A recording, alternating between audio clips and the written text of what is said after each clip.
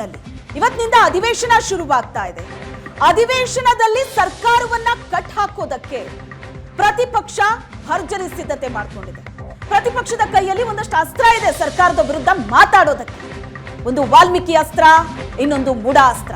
ಅದನ್ನ ಹೊರತುಪಡಿಸಿದಂತೆಯೂ ಕೂಡ ಸರ್ಕಾರದ ಬಾಯಿ ಮುಚ್ಚಿಸೋದಕ್ಕೆ ಬಹಳಷ್ಟು ವಿಚಾರಗಳು ಪ್ರತಿಪಕ್ಷದ ಕೈಯಲ್ಲಿದೆ. ಇದರ ಬಗ್ಗೆ ಮಾತಾಡೋಣ. ಸರ್ಕಾರವನ್ನ ಇಕ್ಕಟ್ಟಿಗೆ ಸಿಕ್ಕಾಕ್ಸೋದಕ್ಕೆ ಪ್ರತಿಪಕ್ಷ ಯಾವ ರೀತಿ ರೆಡಿ ಆಗಿದೆ. ಅದರ ಜೊತೆಗೆ ವಾಲ್ಮೀಕಿ ನಿಗಮದ ಹಗರಣ, ಅದರ pin to pin details Asianet Suvarna news ನಲ್ಲಿ ನೀವು ನೋಡ್ತಾ ಇದ್ದೀರಿ. ಬಹಳಷ್ಟು ಎಕ್ಸ್ಕ್ಲೂಸಿವ್ ಆದಂತಹ ಸುದ್ದಿಗಳನ್ನ ಕೊಟ್ಟಿದ್ದೀವಿ. ಈ ಹಗರಣ ಜೋರಾಗಿರೋವಾಗ್ಲೇ ಮತ್ತೊಂದು ಹಗರಣ ಈಗ ಬೆಳಕಿಗೆ ಬರ್ತಾ ಇದೆ.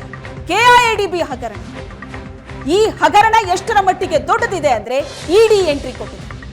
ಇದರ ಬಗ್ಗೆಯೂ ಕೂಡ ಇನ್ ಡೀಟೇಲ್ ಆದಂತಹ ಇನ್ಫಾರ್ಮೇಶನ್ ಅನ್ನ ಕೊಡ್ತೀವಿ. ಮೊದಲನೇದಾಗಿ ಅಧಿವೇಶನದಲ್ಲಿ ಏನ್ ನಡೀತಾ ಇದೆ, ಅಧಿವೇಶನದಲ್ಲಿ ಯಾವ ರೀತಿಯಾದಂತಹ ಸದ್ದು ಜೋರಾಗಿದೆ. ಡಿಸಿಎಂ ಡಿಕೆ ಶಿವಕುಮಾರ್ಗೆ ಈಗ ಸಂಕಷ್ಟ ಮತ್ತೆ ಶುರುವಾಗಿದೆ. ಯಾವ ವಿಚಾರ? ಡಿಸಿಎಂ ಡಿಕೆ ಶಿವಕುಮಾರ್ ಅವರಿಗೆ ಸಂಕಷ್ಟ ತಪ್ಪಿದ್ದಲ್ಲ, ಈಗ ಮತ್ತೆ ಶುರುವಾಗಿದೆ. ಸುಪ್ರೀಂ ಕೋರ್ಟ್ ನಲ್ಲಿ ಡಿಕೆ ಶಿವಕುಮಾರ್ಗೆ ಆಗಿರುವಂತಹ ಭಾರಿ ಹಿನ್ನಡೆ. ಡಿಕೆಶಿ ಅರ್ಜಿಯನ್ನ ಸುಪ್ರೀಂ ಕೋರ್ಟ್ ವಜಾಗೊಳಿಸಿದೆ. ಯಾವ ವಿಚಾರದ ಅರ್ಜಿ? ಆದಾಯಕ್ಕೂ ಮೀರಿ ಆಸ್ತಿ ಗಳಿಕೆಯ ಪ್ರಕರಣ ಏನಿತ್ತು ಅದನ್ನ ರದ್ದು ಕೋರಿ ಅರ್ಜಿ ಸಲ್ಲಿಕೆ ಆಗಿದೆ. ಹೈಕೋರ್ಟ್ನ ಆದೇಶವನ್ನ ಪ್ರಶ್ನೆ ಮಾಡಿ ಸುಪ್ರೀಂ ಕೋರ್ಟ್ನಲ್ಲಿ ಅರ್ಜಿಯನ್ನ ಸಲ್ಲಿಸಿದ್ರು ಡಿಕೆ ಶಿವಕುಮಾರ್. ನ್ಯಾಯಮೂರ್ತಿ ಬೇಲಾ ಎಂ ತ್ರಿವೇದಿ ನೇತೃತ್ವದ ಪೀಠದಿಂದ ಆ ಅರ್ಜಿ ವಜಾಗೊಂಡಿದೆ. ಈ ಮೂಲಕ ಮತ್ತೆ ಸಂಕಷ್ಟ ಈಗ ಡಿಕೆ ಶಿವಕುಮಾರ್ಗೆ. ಹೈಕೋರ್ಟ್ ಆದೇಶವನ್ನ ಪ್ರಶ್ನಿಸಿ ಸುಪ್ರೀಂ ಕೋರ್ಟ್ಗೆ ಸಲ್ಲಿಸಿದ್ದಂತ ಅರ್ಜಿಯಾಗಿತ್ತು. ಡಿಸಿಎಂ ಡಿಕೆ ಶಿವಕುಮಾರ್ ಅವರಿಗೆ ಮತ್ತೊಂದು ಸಂಕಷ್ಟ ಈಗ ಶುರುವಾದಂತಾಗಿದೆ. ಆದಾಯಕ್ಕೂ ಹೆಚ್ಚು ಆಸ್ತಿ ಗಳಿಕೆ ಪ್ರಕರಣದಲ್ಲಿ ರದ್ದು ಕೋರಿ ಡಿಕೆ ಶಿವಕುಮಾರ್ ಸಲ್ಲಿಸಿದ್ದಂತ ಅರ್ಜಿಯಾಗಿತ್ತು. ಸುಪ್ರೀಂ ಕೋರ್ಟ್ಗೆ ಅರ್ಜಿಯನ್ನ ಸಲ್ಲಿಕೆ ಮಾಡಿದ್ರು.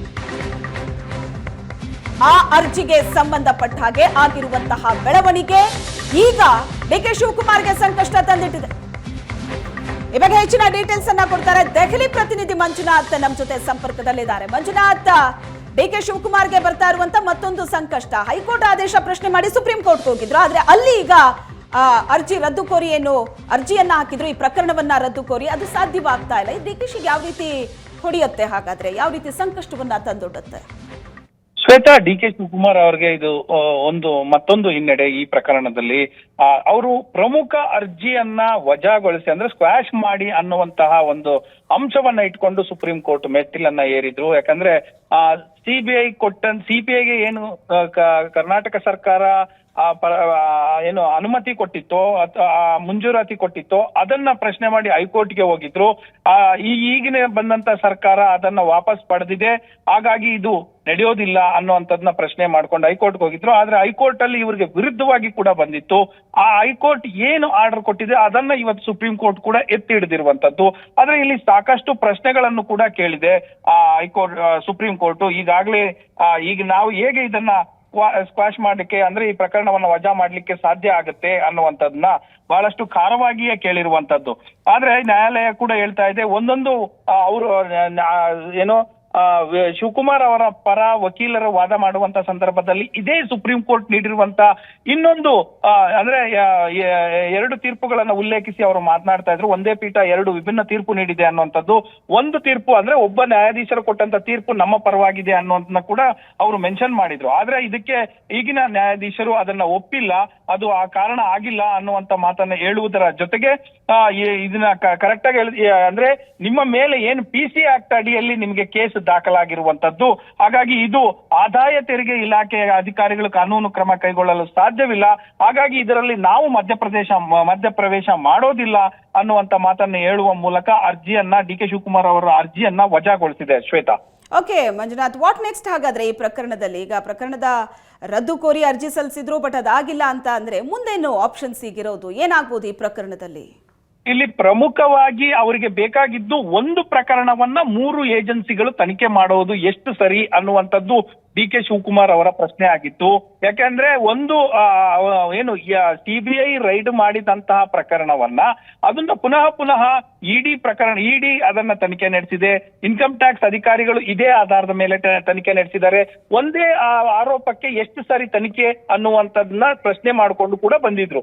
ಆ ಸಂದರ್ಭದಲ್ಲಿ ನೀವು ನೋಟಿಸ್ ಮಾಡಿ, ನೋಟಿಸ್ಗೆ ನಾವು ಉತ್ತರ ಕೊಡ್ತೀವಿ, ಇದು ಎಲ್ಲಾಬರ ಚರ್ಚೆ ಆಗ್ಲಿ ಅನ್ನುವಂತ ಅಂಶಗಳನ್ನೆಲ್ಲ ಕೂಡ ಉಲ್ಲೇಖ ಮಾಡಿದ್ರು.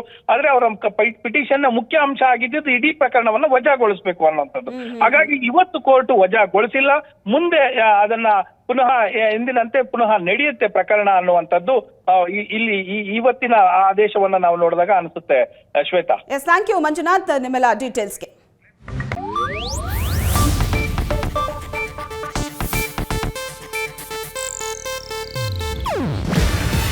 ಇದು ಏಷ್ಯಾನೆಟ್ ನ್ಯೂಸ್ ನೆಟ್ವರ್ಕ್ ಪ್ರಸ್ತುತಿ. ನೀವು ನೋಡ್ತಿದ್ದೀರಾ ಏಷ್ಯಾನೆಟ್ ಸುವರ್ಣ ನ್ಯೂಸ್.